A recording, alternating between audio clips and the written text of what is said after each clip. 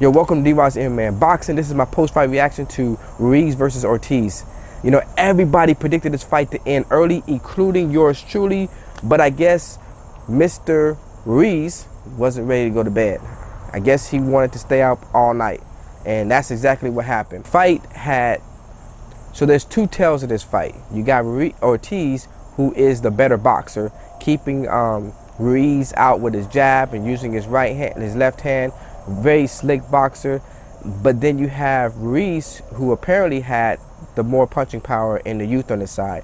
And the fight started off with a knockdown by Ruiz, 2 knockdowns. The second one, I guess, was like on top of the head, and they call it a tempo shot. But if you notice that a lot of these knockdowns are not really tempo shots, they're on top of the head, which it'll knock anybody down. Anybody can get dropped with those shots on top of the head. It shakes the legs up, it messes up the equilibrium.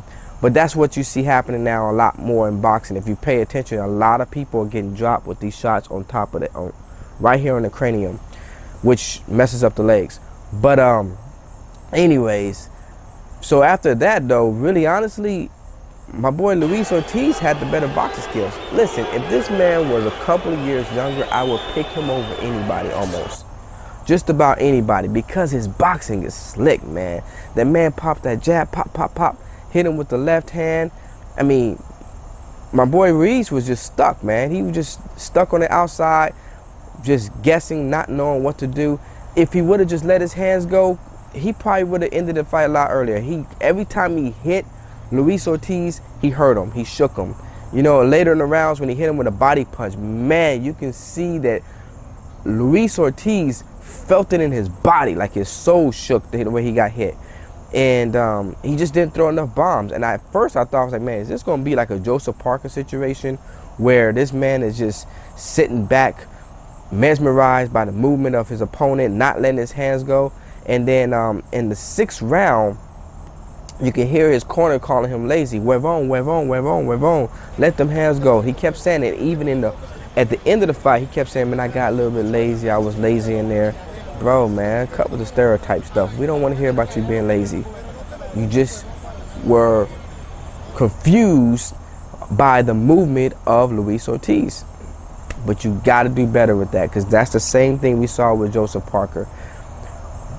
But to his credit, listen, I did a video and I said, listen, if he come in there reckless, he'll get countered. He didn't come in there reckless. He just didn't come in at all. He just knew that them counter punches was ready for him. And so he just chose to stand on the outside and wait him out. And, you know, I don't know if that's going to last with Wilder. I mean, if he sit on the outside like that with Wilder, he's probably going to get rocked. And he may have a different game plan, because Wilder's not the counter puncher that Ortiz is. But anyways, I digress. Listen, in this, I believe it was the 6th round, Ortiz people telling him, man, you're not throwing enough punches, you're being lazy. I mean, Ruiz corner is saying, you're not throwing enough punches, you're being lazy. Ortiz corner is telling him, keep using the jab, keep using the jab. But now we want you to let them hands go. Power punches. And that's when he took the drop. That's when he got dropped for the 3rd time that sealed his fate. The thing is, when you have a longer guy, a guy who has the reach advantage, when you start throwing them hooks and them uppercuts, you're shortening your hands. As long as the hand is straight, you're keeping your opponent at bay. And so as long as he's keeping Ruiz out with that jab and he come back with the left, he was winning the fight easily. The problem is that they were worried about catching up with them knockdowns. And so when you shorten them arms, now you give the shorter person the ability now to counter you or to land shots. Same thing happened to Anthony Joshua. Ortiz come in there, he started letting them hands go, and then he gets dropped for the 3rd time, which seals the fight. And so he was hurt. He was hurt, but the man got a heart of a lion, because now Ruiz is probably the most exciting part of the fight, because the fight was pretty much, a lot of people were booing, you know, they didn't, inactivity, 35 punches around, 1 round. But now the fight kicks up. Now it looks like Ruiz is getting ready to get him out of there. And he's stalking him, he's throwing punches, he's doing everything he can, but he can't get him out. He can't get him out because the dude is a soldier. He even landed some hard punches, but Ortiz's chin held up. The only thing that's not holding up for Ortiz are his legs. At this age that he's at this stage of his career, his legs are not holding up. It's what happened in the Charles Martin fight, the Deontay Wilder fight. He is a superior boxer, but his legs are giving out. The good thing for him is that Ruiz didn't really force him to use his legs as much until he punched him. So he was able to hang in there a little bit longer. But man, he was stalking him. He looked like he was going for the kill, but he couldn't get him out of there. Ortiz had the superior boxing. As soon as he started throwing them feints and start using them jabs, and then the fight looked like, okay, it's going to go back to that again. So now, here's the 12th round. His corner tells Luis Ortiz, listen, man, you already know you down. You got to pick up the pace. So he comes out there. And now he's throwing them power shots. And it looks like we're about to have the upset. It looks like we're about to have the upset because Luis Ortiz is coming out there, man. He's using that jab. He's putting it all together. He's using the jab, jab, jab, throw the two. Jab, jab, throw the two. And then when Ruiz wants to try to attack him, the counterpuncher he is, he steps to the side on angle and counters him. Now, not only are you being outboxed, you're being outslugged. He's getting hit. He's getting stunned. And it looks like we're going to have the upset. A little bit too little, too late. Ruiz hangs in there. He survives. The fight's over. Like I said, if this was a younger version of Luis Ortiz, I would pick him to win, to beat anybody. Almost anybody, at least. Just because his boxing is great. His footwork is great. His counterpunching is great.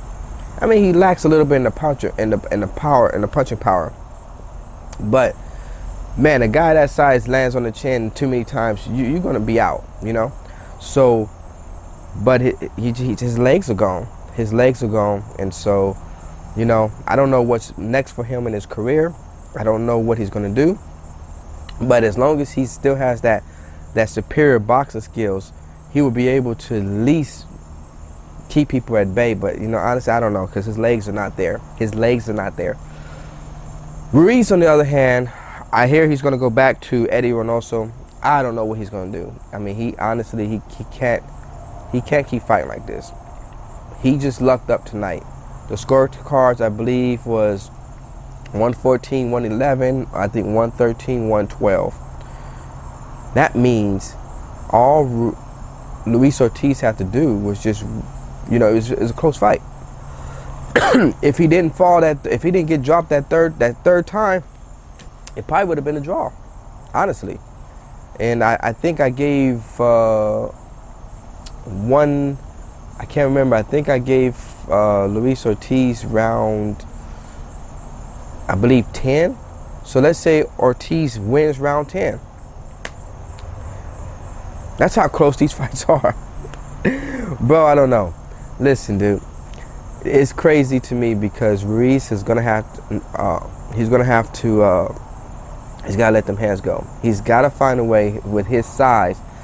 He's got to find a way to be able to land his punches, get on the inside with these guys, and fight at a safe manner.